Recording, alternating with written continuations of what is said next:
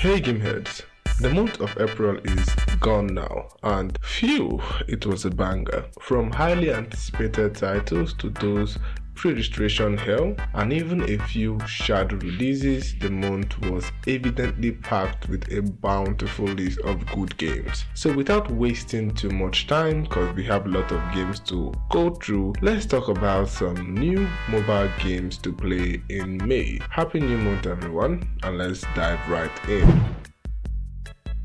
Starting off easy with Nether Monsters from Arakuma Studios, a monster collector / 1 vs all roguelike, a new concept that I can see working out nicely. Your job is to survive relentless waves of enemies while simultaneously keeping out an eye for creatures called Nether Monsters, which you can collect, tame, evolve, and add to your team. A simple gameplay loop, sure, but it got promise with a lot of these Nether Monsters to collect, each having different abilities and sets of skills that you can assemble into an all-powerful team of tiny companions while battling hordes of enemies and bosses to save the world. So yeah, Nether Monsters is available on both Android and iOS and is a free game.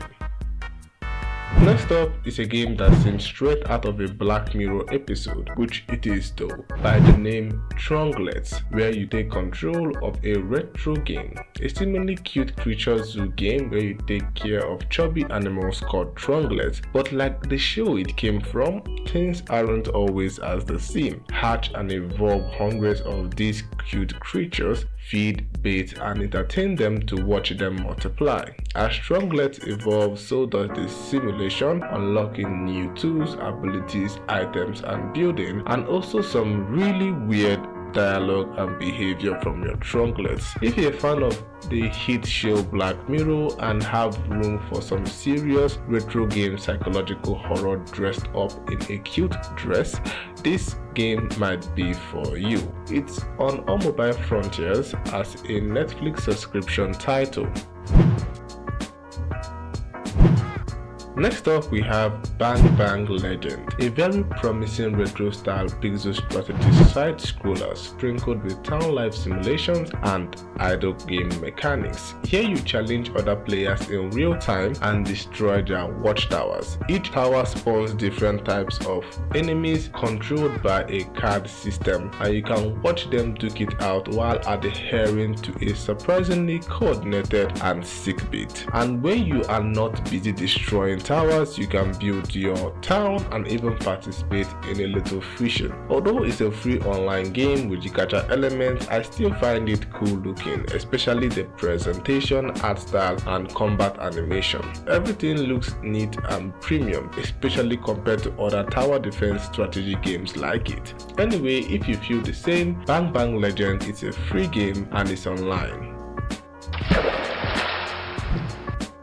Next up is a sequel to quite the popular old school mobile game that seemingly appeared out of nowhere, at least for me. World of Goo is back, baby, after taking a 15-year break. Control your physics-controlled Goo as you build bridges, build towers, terraform terrains, and fuel flying machines, all done with quite the realistic, flowing, splashing, and viscous liquid you guys have come to love. As usual, route the flow of liquid like a river, convert it into goo balls, extinguish fire, and solve puzzles. Now, I played the first game so long ago that I don't even have a clue as to what World of Goo is technically all about, and I think that can be said to a lot of us as well. But the download count on Play Store is quite surprising, to be honest. I didn't expect the successor of the franchise to get so little attention. Anyway, World of Goo is on all mobile platform and it's paid and offline. Let's continue with Duck Detective by Snapbreak, a hilarious and well-done detective-style game that features a duck, hence the name. You play as Eugene Quackling, a detective with a lot of problems, taking on cases to pay his rent. When he stumbles upon a salami conspiracy, he will have to use his deductive skills to crack the case. I played the demo and it was fire. The voice acting is superb and the humor is quite on point. The detective work isn't the most difficult and the graphics are quite impressive. All in all, Duck Detective is a fun play if you like detective style humor and pun. A lot of duck puns. Duck Detective is available on Android and iOS with a stated free demo. Next up is Black Beacon, a gorgeous looking action RPG that, like I said in a previous video, gives a serious Nier Automata vibes, from the grey anime gothic style world to the exposition heavy story that also manages to be very big. The events take place in fulfillment of a prophecy, which is the activation of a black monolith known as the Beacon, bringing strange anomalies with it. Your character is tasked with saving the world, accompanied by comrades. Black Beacon is a beautiful game, I stated that before. The gold and grey aesthetic makes for eye pleasers, doubled down by the hack and slash gameplay and the heavy story. RPG fans will have a blast trying this one if the microtransaction doesn't turn them off first. Anyway, Black Beacon is available on Android and iOS and it's free.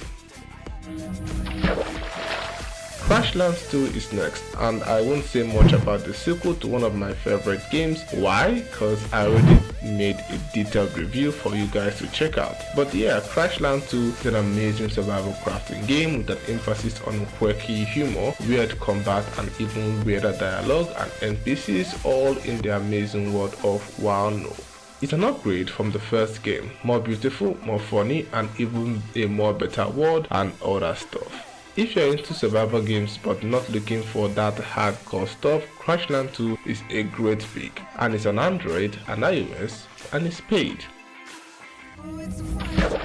Next up is a re-release of the TMNT Shredder Revenge by Pledicious, a street brawler with the TMNT gang trying to stop the actions of Shredder and the Krang. Pretty straightforward if you ask me. The combat is sleek with cool movements and amazing soundtrack. I also heard that this version also has a co-op mode, I'm not so sure. Anyway, if you want to play TMNT Shredder but do not want to go through the Netflix subscription route, yeah, the full game is out on all mobile platforms for a price.